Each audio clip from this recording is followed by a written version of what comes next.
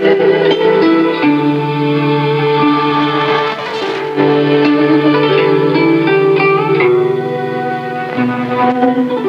China radio international है।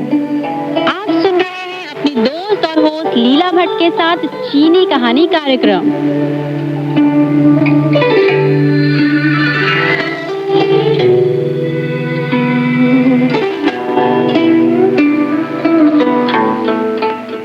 यह China radio international है और आप सुन रहे हैं अपनी दोस्त और होस्ट लीला भट्ट को। चीनी कहानी कार्यक्रम में आप सभी का बेहद स्वागत है। दोस्तों, चीनी कहानी कार्यक्रम के अंतर्गत हम सुन रहे हैं आलाई की रचना खोखला पहाड़, जो कि तिब्बत के पहाड़ी इलाके में बसे एक गांव की कहानी है। तो दोस्तों, इस कहानी के पिछले अंक में हमने सुना था कि सरकारी अफसर केसांग वांगडू को अस्पताल से उठाकर दोरजी के बारे में पूछताछ करने के लिए उसे एक जंगल में ले जाते हैं। दोरजी समझ जाता है कि दाल में जरूर कुछ काला है, इसलिए वह सिपाहियों को उस परिस्थिति की गलत जानकारी देता है। सिपाही केसांग वांगडू को वापस जीप में बिठाकर अस्पताल की ओर लाने लगते हैं, लेकिन रास्ते में लगी आग को देखकर केसांग वांगडू सिपाहियों से कई सवाल करता है। इस पर उसे सिपाही आधे रास्ते में ही उतार देते हैं। तो दोस्तों, कहानी में आगे क्या होता है, आइए जानने के लिए सुनते हैं कहानी का शेष भाग।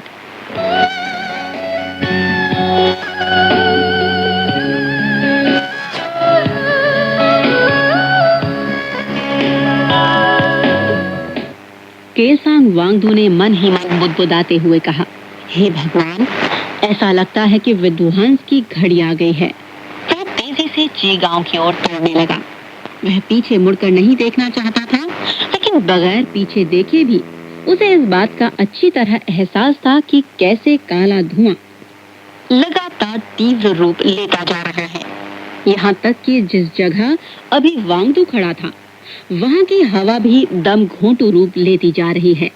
और यह सोचकर उसके पांव कांप उठे। वह बड़ी तेजी से गांव की तरफ बढ़ रहा था, लेकिन उसने गौर किया कि उसकी सांस फूलने लगी है। उसका शरीर यह भूलने के लिए तैयार नहीं था कि वह अभी-अभी बीमारी की हालत में बिस्तर छोड़कर आया है। उसे लगा कि शरीर जवाब दे रहा है और वह जमीन पर गिर पड़ा। वांगडू ऐसे लोगों में था जो अगर थोड़ी भी बीमार पड़ता तो बहुत अफसोस करता था। उसने उठने की कोशिश की, लेकिन सफल नहीं हो सका। फिर उसने सोचा कि लगता है ईश्वर की यही इच्छा है कि वह यहीं तक रहे। और इत्तेफाक से यह वही जगह थी जहां पिछली रात उसने दोरजी और उसके गधे को देखा था। एक अच्छा शिकारी उस जंगल से भली भांति परिचित होता है जिसमें वह शिकार करता है। जंगल में अनेक खाली जगहें होती है जो एक दूसरे से बिल्कुल मिलती जुलती हैं, लेकिन यह बिल्कुल अलग जगह थी जो गर्म पानी के सोते के बगल में थी। इस तरह के सोतों की जानकारी बहुत कम लोगों को होती है, क्योंकि ये अक्सर किसी नदी के नीचे छुपे होते हैं। जंगल में ऐसा कोई भी हिरण नहीं था जिसे इस स्थान की जानकारी न हो। चोट लगने पर वे यहाँ आते थे, क्योंकि उन्हें पता था कि इस पानी में गंधक की जो मात्रा है उससे कीड़े मर जाते हैं और उनका घाव भर जाता है। केसांग वांगडू हंसने लगा। ऐसा लगता है कि दोरजी को भी इस जगह की जानकारी थी। वह भी गजब का आदमी था, लेकिन इसका अर्थ यह हुआ कि वह जरूर घायल रहा होगा, नहीं तो यहाँ आने की उसे जरूरत ही क्या थी। वह सबसे पहले गांव चला गया होता, यह सोचकर कि दोरजी अकेले गांव जा रहा है और वहाँ उसके गधे के अलावा दूसरा कोई स्वागत करने के लिए नहीं है। केसांग वांगडू अपने आंसू नहीं रोक सका। उसने चिल्लाकर आवाज दी, दोरजी! पहाड़ों से टकराकर उसकी आवाज गूंजती हुई उस तक ही लौट आई। केसांग खड़ा हो गया ताकि वह और तेज स्वर में चिल्ला सके, दोरजी! घास वाली जगह अभी भी खाली पड़ी थी। न तो वहाँ कहीं दोरजी दिखाई दे रहा था और न उसका वफादार गधा ही था। एक बार फिर तेज आवाज देने से पहले केसांग को महसूस हुआ कि उसकी टांगों में और भी ज्यादा ताकत आ गई है। दोरजी, ची गांव ने तुम्हारे साथ अच्छा नहीं किया। इसके बाद वह मुड़ा और तेज कदमों से गांव की ओर बढ़ गया। मन के अंदर बहुत खुशी थी और वह खुद ही कुछ बड़बड़ा रहा था। दोरजी, मुझे यहाँ रहकर तुम्हारा इंतजार करना चाहिए था, लेकिन मैं जानता हूँ कि तुम उस महाविपत्ति को देख सकते हो जो ची गांव पर अपना कहर ढाने वाली है। मुझे जाना ही होगा और अपने गांव के लोगों के साथ रहना होगा। फिलहाल ची गांव उसकी भरपाई नहीं कर सकता जो तुमने अब तक झेला है। मैंने कल रात तुम्हें देखा, लेकिन मैंने सोचा कि वह तुम्हारा भूत था जो वापस आ गया था, लेकिन तुम मरे नहीं हो। तुम एक महान व्यक्ति हो। मुझे पूरा भरोसा है कि तुम जिंदा रहोगे। सही था, दोरजी मरा नहीं था। वह अभी जंगल में एक गुफा में लेटा हुआ था। जिस समय वह नदी में कूदा, नदी की धारा बहुत तेज थी और चारों तरफ घना अंधेरा था। जिस जगह वह कूदा था वहां नदी बहुत गहरी थी और यही वजह है कि वह मरा नहीं। जब उसे होश आया और उसने खुद को एक चौड़े रेतीले तट पर पड़ा हुआ पाया। ऐसा नहीं था कि उसे चोट नहीं आई थी, तो भी उसका अचेत शरीर केवल कुछ खरोंचों और घाव को ही झेल सका। दर्द की वजह से उसने दांत भींच रखे थे और उसने एक धारदार चट्टान का इस्तेमाल हाथ में बंधी रस्सी को काटने के लिए किया। उस समय उसे महसूस हुआ कि उसकी बाह टूट गई है। जैसे ही रस्सी हाथ से खुलकर गिरी, उसे भयंकर दर्द हुआ, लेकिन वहां दर्द को बर्दाश्त करने के अलावा उसके पास कोई उपाय ही नहीं था।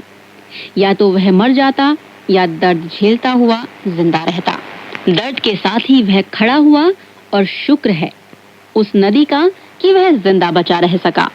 उसने देखा और बड़ी हैरानी के साथ देखा कि नदी के प्रवाह ने उसे उस छोर तक पहुंचा दिया है जहां से ची गांव से आने वाला सोता नदी में मिलता है। उसने बहुत संघर्ष करके एक पांव को दूसरे पांव से आगे किया ताकि वह चल सके और फिर उसी सोते के किनारे बढ़ते हुए गांव की दिशा में चल पड़ा।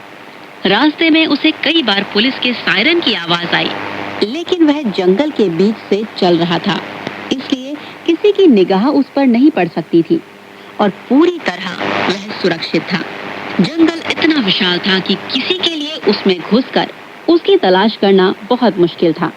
अधिक से अधिक वे लोग यही कर सकते थे कि जंगल से लगी पतली सड़क के एक छोर से दूसरे छोर तक चक्कर लगाते रहें। उन्हें अब यह उम्मीद नहीं थी कि वे दोरजी को ढूंढ सकेंगे। जंगल में फर्श पर पड़ी पत्तियों के ऊपर लेटकर वह आराम कर रहा था। तभी उसने देखा कि घने धुएं का गाढ़ा बादल आसमान की ओर बढ़ रहा है। वह आश्चर्य के साथ सोचने लगा कि क्या यह धुआं कस्बे में लहरा रहे झंडों की वजह से दिखाई दे रहा है, या सचमुच झंडे नहीं बल्कि यह आग से निकला हुआ धुआं है। क्या ऐसा ही है? फिर उसने हवा में एक गंध महसूस की। यह धुएं की दम घोंटू गंध थी। पेड़ हिल रहे थे और उनके हिलने डुलने में एक असहजता का भाव था। अब दोरजी ने निश्चित तौर पर समझ लिया कि जरूर जंगल में कहीं आग लगी हुई है। उसने एक बार फिर झंडों के बारे में सोचना शुरू किया। अगर वे लोग यही चाहते हैं कि बस खाना खाने के बाद अपने अपने झंडे लहराते रहें, बजाय इसके कि कोई सम्मानजनक व्यवसाय करें, तो यह उनका सरोकार है। यह जंगल इस धरती पर हजारों सालों से मौजूद है। अगर आज यह नष्ट हो गया तो इस पहाड़ के चारों तरफ फैले अनेक गांवों की जिंदगी का स्रोत ही नष्ट हो जाएगा।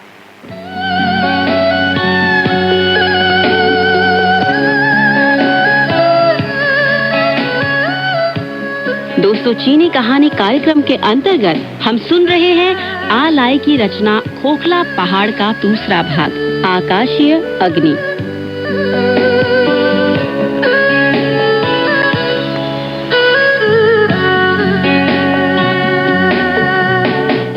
सौभाग्य से उस दिन सूरज की रोशनी बहुत तेज थी, इसलिए उसके गीले कपड़े बहुत जल्दी सूख गए। हालांकि कपड़े सूखने के बाद भी उसका शरीर काफी कांपता रहा। इसकी एक वजह तो यह थी कि वह काफी ठंडा पड़ गया था, लेकिन इससे बड़ी वजह यह थी कि उसे बहुत भूख लगी थी। उसे खाने को कुछ नहीं मिला था, इसलिए उसने एक नुकीला पत्थर उठाया और उससे सनोवर के एक पेड़ के तने में सुराख करने लगा। धीरे धीरे उस तने से मीठा रस निकलने लगा। हर वर्ष वसंत के दौरान जब धरती में नमी प्रवेश कर जाती है, तो जंगल के पेड़ निरंतर संघर्ष करते हुए जहां तक हो सकता है धरती से पानी और पोषक तत्व अपने अंदर खींच लेते हैं। यही एकमात्र तरीका है जिसके जरिए वे अपने पत्तों और फूलों को ऊर्जा देते हैं, जिससे फल पैदा होता है। जंगल में जितने भी पेड़ थे उनमें सनोवर का ही पेड़ ऐसा था जिसके तने से निकला रस मीठा होता था। लेकिन इस वर्ष सूखा पड़ने की वजह से इसमें से निकलने वाले रस की मात्रा बहुत नहीं थी। यह केवल दोरजी की समस्या नहीं थी, उसे बस केवल उतना ही करना था कि वह कुछ और पेड़ों से रस निकाले और अपनी भूख शांत करे। पेड़ का रस पीने के बाद दोरजी के शरीर में थोड़ी गर्मी आई। इसके बाद उसने एक पेड़ से पत्तियों का समूह लिया और उन्हें अपने टूटे हाथ के चारों तरफ लपेट दिया। अंत में वह सूरज की रोशनी में लेट गया और थोड़ी देर बाद उसे नींद आ गई। जब सूरज पहाड़ के पीछे छुप गया तब उसने फिर अपनी गांव की यात्रा शुरू की और हमेशा अंधेरा होते ही उसने सड़क को पार करने की कोशिश की।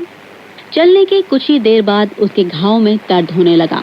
यह भयंकर दर्द था, लेकिन उसे पता था कि रात के अंधेरे में ही उसे गांव पहुंच जाना चाहिए। उसके दिमाग में यह ख्याल आया कि अगर आज उसका गधा उसके साथ होता तो उसका सारा काम कितना आसान हो जाता। अभी वह ऐसा सोच ही रहा था कि उसने गधे के खुर की आवाज सड़क की ओर से आते हुए सुनी। उसे लगा कि उसकी कल्पना में यह आवाज आ रही है। यह गजब की बात थी कि जिस पागलपन के दौर से उसे गुजरना पड़ा था, उसे जो कुछ झेलना पड़ा था, उसमें उसका दिमाग अभी भी काम कर रहा था।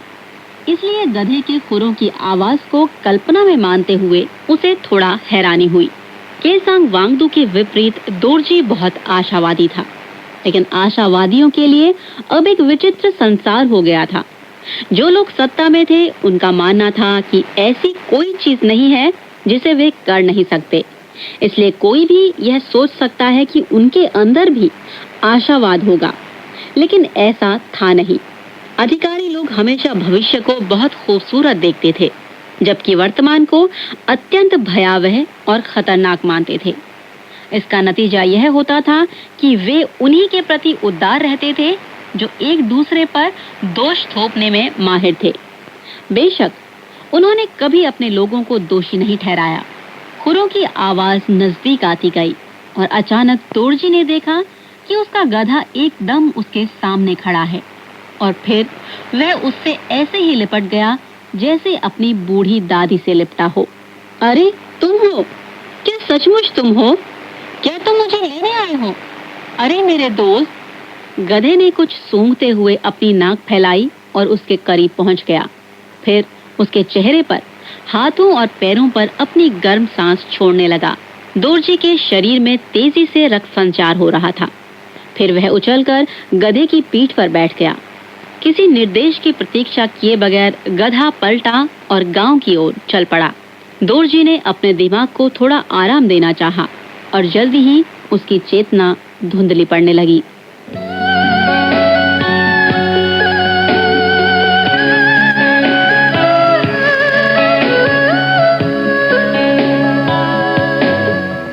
उसे होश तब आया जब अचानक वह गधा रुक गया।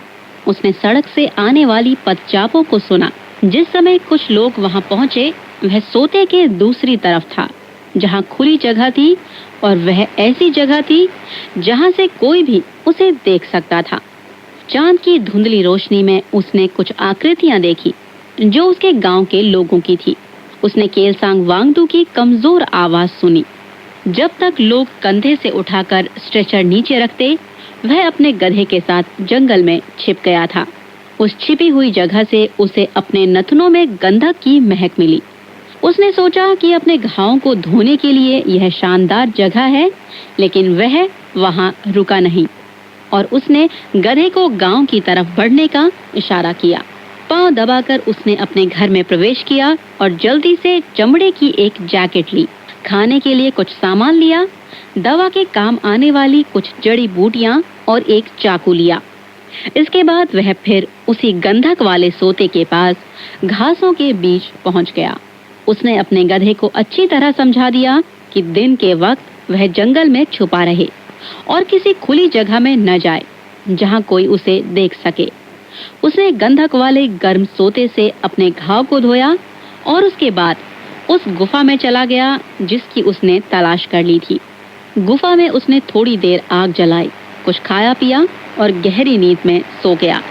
किसी के चीखने की आवाज से उसकी नींद टूटी। उसका हाथ तेजी से अपने चाकू पर गया।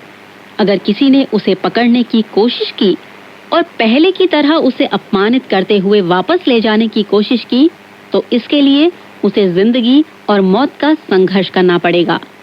उनके साथ जाने से पहले वह लड़ते लड़ते मर जाना पसंद करेगा। जल्द ही उसने महसूस किया कि चिल्लाने की जो आवाज आ रही थी वह केलसांग वांगडू की थी, जो उसका नाम लेकर चिल्ला रहा था। दोरजी ने कोई जवाब नहीं दिया। वह अपनी जगह से हिला डुला भी नहीं। हालांकि उसे अच्छी तरह पता था कि गांव के तमाम कार्यकर्ताओं के मुकाबले वांगडू बेहतर और अलग किस्म का आदमी है। उसे नहीं पता कि उसकी ऐसी राय क्यों है, लेकिन वह यह नहीं मानता था कि वांगडू यहाँ उसे किसी तरह का नुकसान पहुंचाने आया है। दोरजी को इसका थोड़ा भी आभास नहीं था कि सरकारी सुरक्षा अधिकारियों को, जो उसे ढूंढ रहे थे, केलसांग वांगडू ने गुमराह किया था और इस प्रकार छुपे तौर पर वह उसका बचाव कर रहा था। उसने करवट ली और फिर गहरी नींद में सो गया।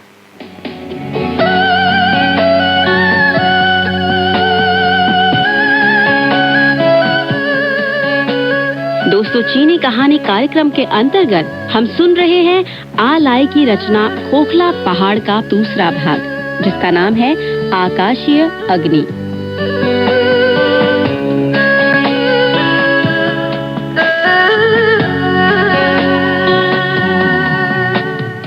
तीसरा दिन आते आते दूर जंगल में लगी आग ने और भी उग्र रूप ले लिया। जंगल की आग के साथ यह बात अभिन्न रूप से जुड़ी है कि शुरुआती दौर में वह अपने साथ जबरदस्त हवा भी पैदा करती है।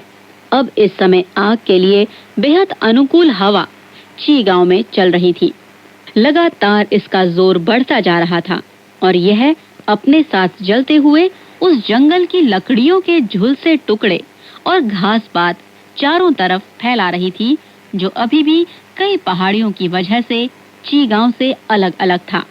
जब इन जले टुकड़ों को पहली बार देखा गया तो वे हवा में दूर उड़ते गाढ़े काले रंग की वजह से निगाह में आते थे, लेकिन तीसरे दिन शाम होते होते वे हिमखंडों की तरह बड़े और मोटे आकार में जमीन पर गिरने लगे।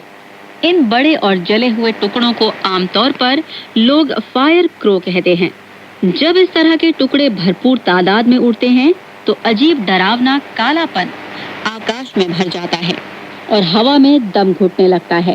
सांस लेना कठिन हो जाता है। लेकिन सबसे बड़ा खतरा उन टुकड़ों से होता है जिनमें अभी भी आग का अंश बचा रहता है। अधिकांश टुकड़े बगैर किसी तरह का नुकसान पहुंचाए हवा में मंडराते रहते हैं, लेकिन कुछ ऐसे भी होते हैं जो उन पेड़ों तक पहुंच जाते हैं और आग से अब तक अप्रभावित थे। इनमें से कुछ हर हाल में सूखी पत्तियों या सूखी काइयों पर पड़ जाते हैं। इस तरह की चिंगारियां सही समय पर ऐसी जगह गिर जाती हैं जब तेज हवा उसे लपटों का रूप दे देती है। स्थानीय लोगों के अनुभव के अनुसार यही वजह है कि जंगल की आग गंभीर रूप ले लेती है और उसके टुकड़े हवा में बिखरने लगते हैं। तब चीजें इंसान के हाथ से बाहर निकल जाती हैं। ऐसी हालत में जंगल का कितना हिस्सा नष्ट होगा और कितने गांव बर्बाद होंगे, इसका फैसला या तो भगवान करता है या आग के मिजाज से होता है। ची गांव की तरह का ऐसा कोई गांव जो पहाड़ों के बीच स्थित हो, उसके लिए बहुत आसान है कि हवा में बिखरे टुकड़ों की चपेट से लपटे वहां तक पहुंच जाएं। समूची सर्दियां ठंडी और सूखी हवा बहती रही, जिसकी वजह से वातावरण में नमी का कोई भी नामो निशान नहीं था। इस साल वसंत में बारिश बिल्कुल नहीं हुई और लोगों को इसी वजह से किसी तरह की राहत नहीं मिली। ची गांव के घरों की लकड़ी की छतों पर सूरज की तेज रोशनी पड़ रही थी और इन छतों पर नमी का कोई प्रभाव नहीं था, जिसकी वजह से इस बात का खतरा हमेशा बना रहता था कि किसी भी समय इस पर आग का प्रभाव हो सकता है। अगर किसी की भी छत पर एक छोटी सी भी चिंगारी गिर गई तो समूची छत देखते देखते लपटों की चपेट में आ जाएगी। गांव के बीच में साइप्रस और देवदार के जो बेशुमार पेड़ थे, उनके लिए भी इसी तरह का खतरा था, क्योंकि उनकी टहनियां सूखी हुई थी और हवा से लगातार उनका सूखापन बढ़ता जा रहा था। सर्दियों में बर्फ न गिरने से गांव के गायों और भेड़ों के लिए आसान हो गया था कि वे हर रोज चढ़ाई से होते हुए चरागाहों तक जा सके। जब केलसांग वांगडू गांव में पहुंचा तो उसने देखा कि वहां कोई सुरक्षा के उपायों पर ध्यान नहीं दे रहा है। वैसे उसके मन में यह आशंका पहले से ही थी। बच्चे गांव के प्रवेश द्वार पर इकट्ठा थे और दूर क्षितिज में लपटों का नृत्य देख रहे थे। गांव के चौक में बड़े बूढ़े लोग मीटिंगें कर रहे थे। जब भी गांव के सामने कोई ऐसी समस्या आती जिसके लिए सामूहिक विचार करने की जरूरत होती थी, तो आम तरीका यह था कि एक मीटिंग बुला ली जाती थी। लोग मीटिंग के इतने अभ्यस्त हो गए थे कि इसके लिए किसी विशेष इंतजाम की जरूरत नहीं थी। जब भी लोगों को लगता कि मीटिंग बुलाई जाएगी, वे अपने आप ही चौक में इकट्ठा हो जाते थे। ऐसे समय में लोगों की मीटिंग बुलाने से केलसांग वांगडू को कोई तकलीफ नहीं थी। इसके विपरीत उसने सोचा कि यह अच्छी बात है कि लोग इन मसलों पर बातचीत करते हैं। यह उसके दिमाग में नहीं आया कि बैठक का विषय वह न हो जो वह सोच रहा हो। भीड़ के सामने लकड़ी से बने एक मंच पर जन मिलिशिया प्लाटून का कमांडर सुओपो बैठा था। उसने देखा कि केलसांग वांगडू मंच की तरफ आ रहा है और बेमन से वह नीचे उतर गया। सुओपो ने स्वागत करते हुए कहा, प्रोडक्शन टीम के नेता केलसांग वांगडू, आइए और जनता से बातचीत करिए। हमारे पास अभी कम्यून से एक टेलीफोन संदेश आया था जिसमें मुख्य रूप से 2 बातें बताई गई थी। पहली बात तो यह है कि प्रतिक्रांतिकारी दंगाई दोरजी जेल से भाग गया है। अगर गांव का कोई व्यक्ति उसे देखे तो वह फौरन अधिकारियों को खबर करे। दूसरी बात यह है कि जैसा सभी लोग देख सकते हैं कि जंगल में आग लगी हुई है और देश की वन संपदा को गंभीर नुकसान हो रहा है। नेताओं ने हमें निर्देश दिया है कि हम फौरन इस आग का मुकाबला करने के लिए एक कार्यदल का गठन करें। हम सब लोगों को कम्यून के कार्यालय पर इकट्ठा होना है, जहां से हम वहां के लिए रवाना होंगे जहां आग लगी हुई है। भीड़ में मौजूद कुछ लोग पहले से ही सुओपो के अति उत्साह से ऊब गए थे। जिस समय वह भाषण कर रहा था, कुछ लोगों ने उस पर फप्तियां भी कसी। किसी ने कहा, क्या अभी तुमने यह नहीं कहा था कि प्रोडक्शन टीम के नेता लोगों से बात करें? फिर तुम कैसे इतना बड़बड़ कर रहे हो? दोरजी ने वह किया जितना वह हमारे लिए कर सकता था। अब आप यह कैसे उम्मीद कर सकते हैं कि हम दूसरी बार उसे पुलिस के सुपुर्द करें? एक व्यक्ति ने भीड़ में से कहा। सुओपो ने बहुत स्पष्ट तौर पर ऐसा दिखावा किया जैसे उसने यह वाक्य सुना ही ना हो, और इसके बदले उसने केलसांग वांगडू के भाषण का संक्षिप्त रूप सुनाना शुरू किया। उसने कहा, मैं अपने साथ युवा लोगों को लूंगा और आग बुझाने के लिए कार्यदल का नेतृत्व करूंगा। इसी के साथ दोरजी की जिम्मेदारी तुम्हारे ऊपर छोड़ दूंगा। तुम लोग इस बात का ध्यान रखना कि वह फिर फरार ना हो जाए। केलसांग ने अपनी भौहें सिकोड़ी। हालांकि उसकी यह मुद्रा किसी चिंता की वजह से नहीं थी, बल्कि थोड़ी उत्सुकता के कारण थी, जो वहां मौजूद सबके अंदर दिखाई दे रही थी। उसने अपना हाथ आगे फैलाया और फिर मुट्ठी बंद कर ली। जब उसने मुट्ठी खोली तो लोगों ने देखा कि उसकी हथेली पर आसमान से गिरा काला कोयला जैसा कोई टुकड़ा था। उसने गांव वालों को संबोधित करते हुए कहा, गांव वासियों, जिस चीज को हाथ में लेकर मैं आपको दिखा रहा हूँ, यही वह चीज है जिसको लेकर आज हमें सबसे ज्यादा चिंता करने की जरूरत है। भीड़ के अंदर एक खुसफुसाहट हुई और लोगों ने उसकी बात की तायीद की। अब आप सभी लोग अपनी अपनी छतों पर जाएं और वहां लकड़ी के जो भी टुकड़े हैं उन्हें छतों में से निकालकर अलग कर दें। महिलाओं से मैं अपील करूंगा कि वे गांव में जहां कहीं भी घास फूस हो उसे उठाएं और दूर फेंक दें। किसी भी इमारत के नजदीक कोई सूखी चीज नहीं होनी चाहिए। पेड़ों के नीचे सूखी पत्तियां नहीं होनी चाहिए। और जानवरों के बाड़े में पुआल के टुकड़े भी नहीं होने चाहिए। इन सब चीजों को गांव से बाहर फेंक देने की जरूरत है। हर व्यक्ति सक्रिय हो गया, लेकिन एक क्षण बाद ही सुओपो ने चिल्लाते हुए कहा, जन मिलिशिया के लोगों, तुम में से किसी को यहाँ से जाने की इजाजत नहीं है, किसी को भी नहीं। जो नौजवान खड़े हुए थे और आगे बढ़ रहे थे, वे तुरंत रुक गए और एक अजीब सी दुविधा में फंस गए। उनके चेहरे पर आश्चर्य की लकीरें दिखाई दे रही थीं। सुओपो ने फिर चिल्लाकर कहा, इंगजिन, क्या तुम और कम्युनिस्ट यूथ लीग के अन्य सदस्य अपने नेता के आदेशों का उल्लंघन करने जा रहे हो? लोगों ने देखा कि उसी समय सुओपो के पिताजी सुओपो के करीब पहुंचे।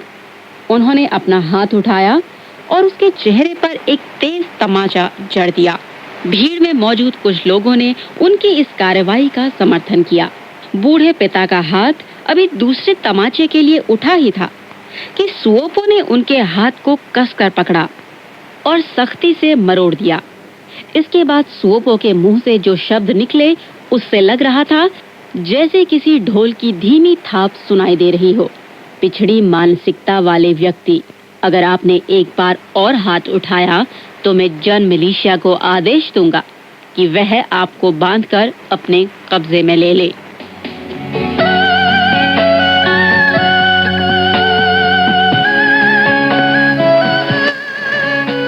दोस्तों, चीनी कहानी कार्यक्रम के अंतर्गत हम सुन रहे हैं आ लाई की रचना ओखला पहाड़ का दूसरा भाग, जिसका नाम है आकाशीय अग्नि।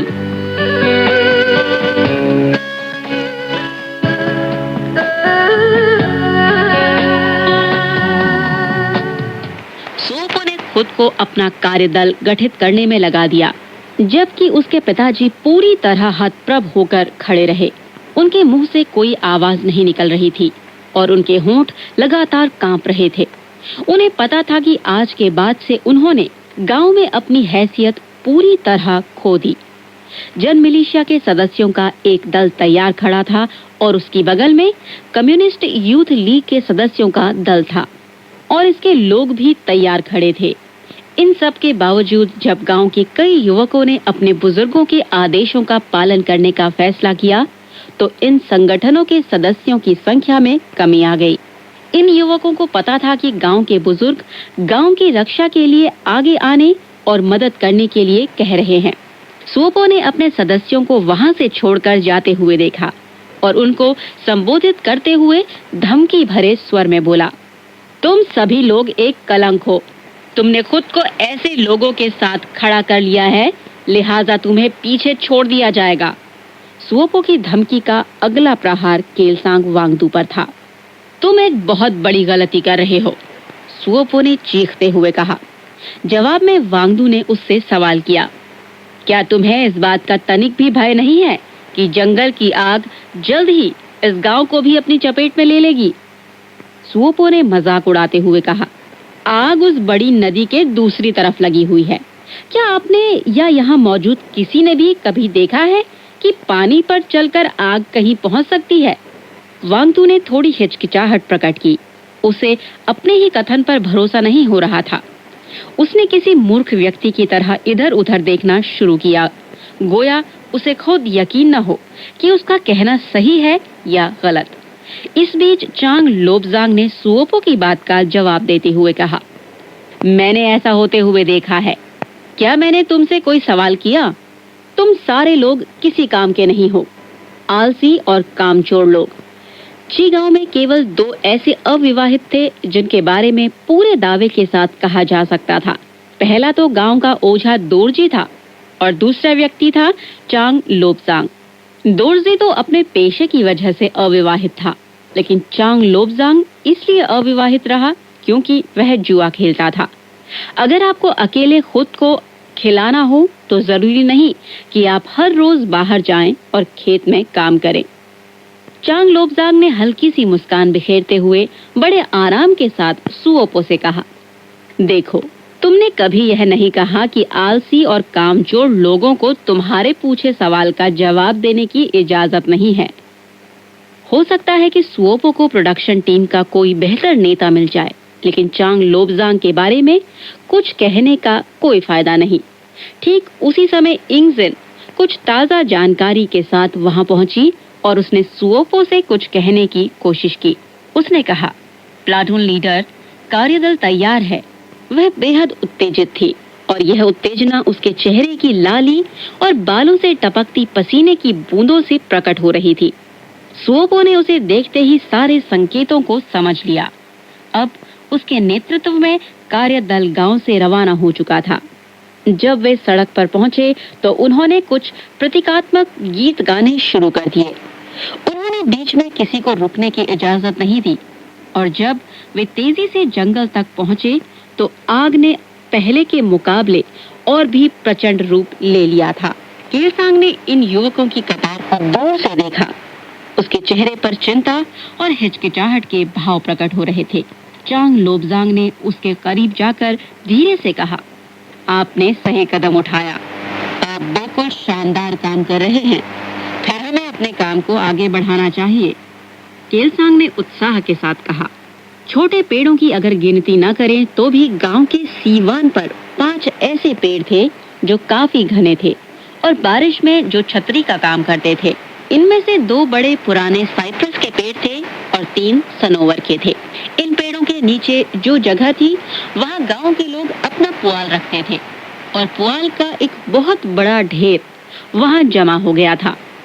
औरतों ने पुआल और भूसे को उठाकर गांव से बाहर रखना शुरू कर दिया और इस बीच लाल चोंच वाले कौवे कई झुंडों में लगातार गांव के पेड़ों के ऊपर चक्कर लगाने लगे। यहाँ तक कि इस जगह पर भी, जो कई पहाड़ी चोटियों के बीच स्थित है, आग का प्रभाव इतना था कि वह नीचे के वातावरण को भी हवा में घुसकर प्रभावित कर रहा था।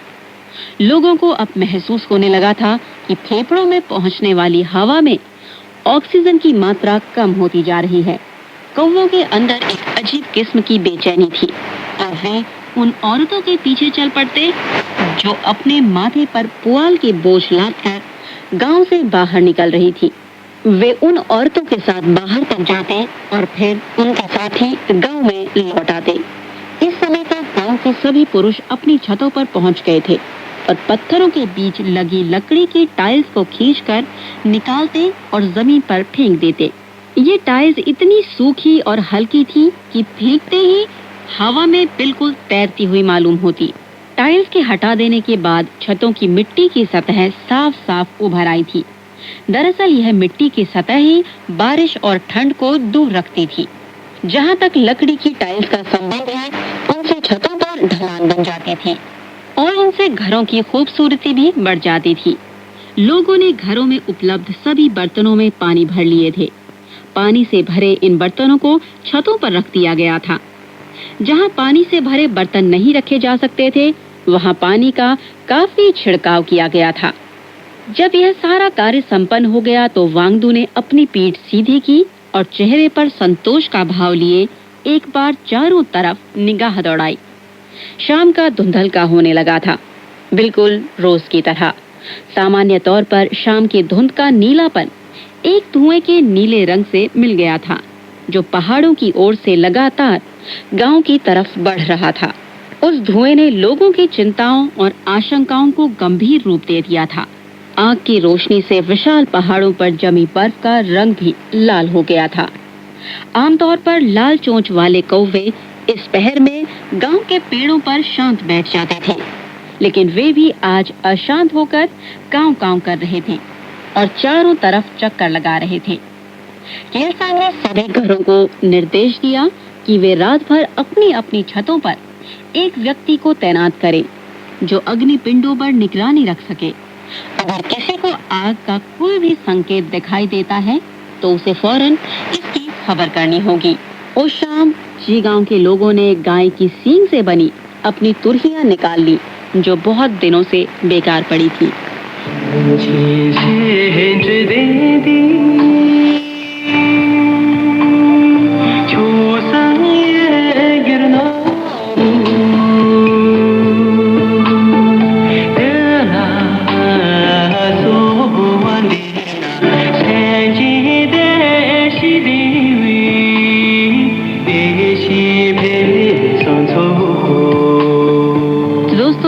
हमारी थी आज की कहानी आलाय की रचना खोखला पहाड़। अगले अंक में फिर होगी आपसे मुलाकात इस कहानी के शेष भाग के साथ। तब तक स्वस्थ रहिए, मुस्कुराते रहिए, रखिए अपना ध्यान और दीजिए अपनी दोस्त और होस्ट लीला भट्ट को इजाजत। नमस्कार, बाय बाय, जय जैन।